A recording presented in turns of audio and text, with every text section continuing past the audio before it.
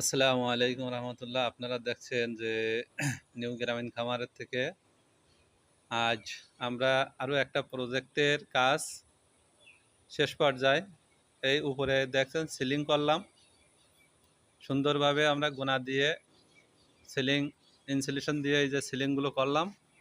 আর এই পাশে ফ্যান লাগাই দিলাম ওয়াল করে, এই সুন্দর করে এই যে ফ্যান ট্যানগুলো আমরা লাগাই দিলাম।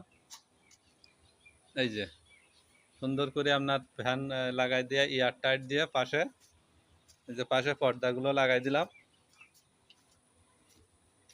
এই পর্দাগুলো লাগানো হয়েছে, বাইরের পাশ দিয়ে পর্দা, যে পর্দা লাগানো হয়েছে এটা হলো লেয়ার খামার ছিল, এখন কন্ট্রোল সেট হচ্ছে এর ভিতরে। সুন্দর করে আমরা যে সিলিং করে দিছি, খাঁচা করবো, এরপরে বেল্টের খাঁচা হবে। আগে ছিল সিরামিক খাঁচা, এখন আমাদের লেয়ারের ইন্ডাস্ট্রিয়াল খাঁচা হবে এর ভিতরে, আপনারা দেখতেছেন। আর ওই যে পাশে আমরা কুলিং ফিট করছি, এই যে কুলিংগুলো করতেছি।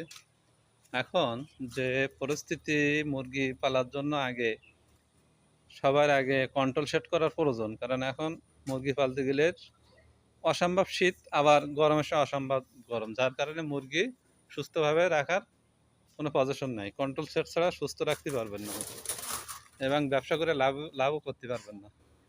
এই জন্য আপনারা দেখেন যে আগে কন্ট্রোলিং করেন, কন্ট্রোল করে তারপর মুরগি পালার চেষ্টা করেন। সব ধরনের মুরগি পালতে পারবেন, ব্রয়লার, লেয়ার,